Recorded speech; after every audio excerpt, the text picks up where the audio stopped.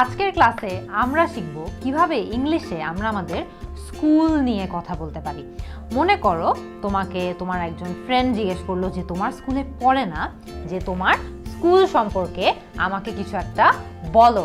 তোমার কিন্তু এরকম অনেক সময় হতে পারে যে তোমার ফ্রেন্ডের কাছে, তোমার চাচা চাচির কাছে, তোমার কোনো আত্মীয়র কাছে বা যে কোনো কারো কাছে তোমার স্কুলের বর্ণনা দেয়া লাগতে পারে ইংলিশে।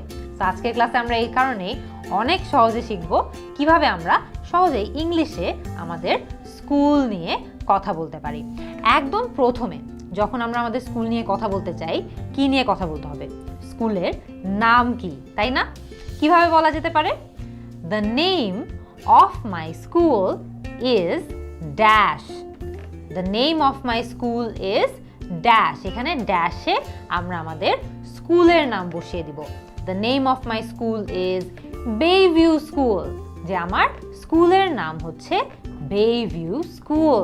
অথবা the name of my school is Greenvale School. আমরা এখানে আমাদের স্কুলের নাম বসিয়ে দিলাম। আমরা কিন্তু সহজেই চাইলে এই বাক্যটাকে আরেকটু অন্যভাবে বলতে পারি। কিভাবে বলতে পারি? My school's name is dash. My school's name is Bayview School. অথবা my school's name is Greenvale School. খেয়াল করে দেখবে এখানে আমরা অল্প করে সেন্টেন্সটাকে বা বাক্যটাকে একটু চেঞ্জ করেছি, কিন্তু পুরো অর্থটা কিন্তু সেম। আমরা এখানে বলতে চাচ্ছি যে আমার স্কুলের নাম কি। এরপরে আমরা যদি কথা বলতে চাই যে আমাদের স্কুল কোথায় আছে বা কোথায় অবস্থিত, কিভাবে বলতে পারি? My school is located at dash in dash. My school is located at Mirpur in Dhaka. খেয়াল করে দেখবে আমরা কিন্তু এখানে দুটো জায়গার কথা বলেছি। একটা জায়গা হচ্ছে মিরপুর, আর একটা জায়গা হচ্ছে ঢাকা।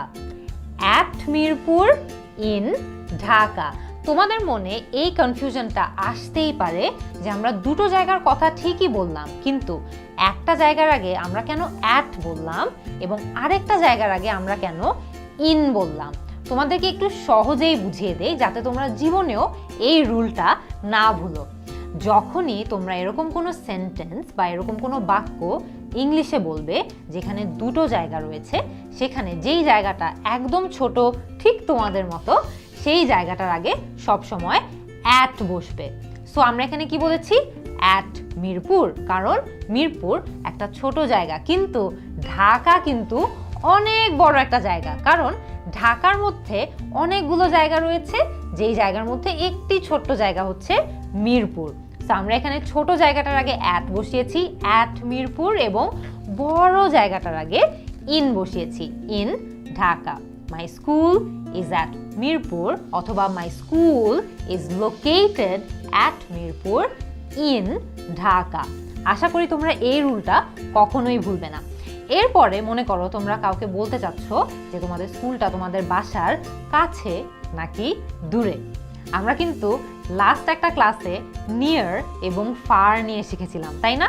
ঠিক ওই শব্দগুলো ব্যবহার করেই কিন্তু তোমরা এখানেও তোমাদের স্কুল তোমাদের বাসার কাছে নাকি বাসার থেকে দূরে এটা নিয়েও কথা বলতে পারো। কিভাবে?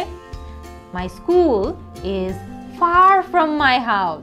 এর মানে হলো আমার স্কুল আমার বাসা থেকে অনেক দূরে। অথবা my school is near my house, মানে আমার স্কুল আমার বাসার অনেক কাছে। ফার মানে দূরে এবং নিয়ার মানে কাছে। তো আমরা যে এত কিছু আমাদের স্কুল নিয়ে বললাম, এখন পর্যন্ত কিন্তু একটা জিনিস আমরা বলি নাই। ওই জিনিসটা কি তোমরা জানো? ওই জিনিসটা হচ্ছে আমাদের স্কুল কোন জিনিসের জন্য সবচেয়ে বেশি বিখ্যাত বা কোন জিনিসের জন্য সবচেয়ে বেশি ফেমাস, এটাই কিন্তু আমরা বলিনি। আমরা মনে করো বলতে চাই যে আমাদের স্কুল ডিবেটিং ক্লাবের জন্য অনেক বেশি ফেমাস বা বিখ্যাত। My school is famous in the city for its debating club. এর মানে হলো যে আমাদের শহরে আমাদের স্কুলটা অনেক বেশি বিখ্যাত তাদের ডিবেটিং ক্লাবের জন্য। খেয়াল করে দেখবে এখানে কিন্তু ডিবেটিং ক্লাবের জায়গায় তোমরা অন্য যে কোনো কিছু বসাতে পারো, যেটার কারণে তোমাদের স্কুল বিখ্যাত। My school is famous in the city for its sports club. এর মানে হলো যে আমার স্কুল এই শহরে অনেক বেশি বিখ্যাত তার স্পোর্টস ক্লাবের জন্য। তো আমরা এখানে ডিবেটিং ক্লাবের জন্য বলতে পারি, স্পোর্টস ক্লাবের জন্য বলতে পারি। মূলত এই লাস্ট পার্টটুকুই চেঞ্জ করে নিলে তোমরা কিন্তু তোমাদের স্কুল কি কারণে বিখ্যাত বা কোন কারণে ফেমাস সেটা অনেক সহজে বলে ফেলতে পারবে। এরপরে মনে করো এক একটা স্কুল তো এক একটা সাবজেক্টের জন্য বেস্ট হয়, তাই না? কোনো একটা স্কুল হয়তো বা অঙ্কের জন্য বেস্ট হয়, মানে ওই স্কুলের থেকে অঙ্কের জন্য আর কোনো ভালো স্কুল নেই। কোনো স্কুল ইংলিশের জন্য বেস্ট হয়। তোমার স্কুল কোন সাবজেক্টের জন্য বেস্ট এটা নিয়ে কিন্তু তুমি এখন পর্যন্ত কথা বলোনি। কিভাবে বলতে পারো? মনে করো তোমার স্কুল ম্যাথসের জন্য অনেক বেশি famous. Mathematics is the best subject of this school. এর মানে হলো এই স্কুলের সবচেয়ে বেস্ট সাবজেক্ট বা সবচেয়ে ভালো সাবজেক্ট হচ্ছে ম্যাথমেটিক্স অথবা ম্যাথ। সো আমরা কিন্তু এখানে দিস স্কুল বলেছি, তোমরা চাইলে মাই স্কুলও বলতে পারো। Mathematics is the best subject of my school. এর মানে হলো যে ম্যাথমেটিক্স হচ্ছে আমার স্কুলের সবচেয়ে বেস্ট সাবজেক্ট। আমরা চাইলে এখানে ইংলিশ বলতে পারি, আমরা চাইলে এখানে সায়েন্স বলতে পারি, ফিজিক্স বলতে পারি, কেমিস্ট্রি বলতে পারি। যেই কারণে তোমাদের স্কুল সবচেয়ে বেশি বিখ্যাত বা সবচেয়ে বেশি ভালো, তোমাদের স্কুলের থেকে আর কোনো স্কুল ওই সাবজেক্টে ভালো না, ঠিক সেই সাবজেক্টটার কথা বসিয়ে দিলে কিন্তু সহজেই তোমাদের বাক্যটা রেডি হয়ে যাচ্ছে।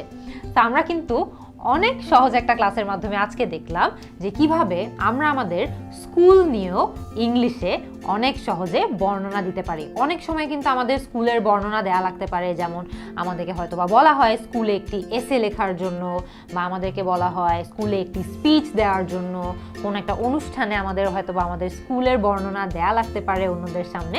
তো সেই সব ধরনের সিচুয়েশনে যাতে করে তোমরা একদম সহজে ইংরেজিতে তোমাদের স্কুল নিয়ে কথা বলতে পারো, সেই কারণে আজকের ক্লাসটা নিয়ে হাজির হয়ে গিয়েছি।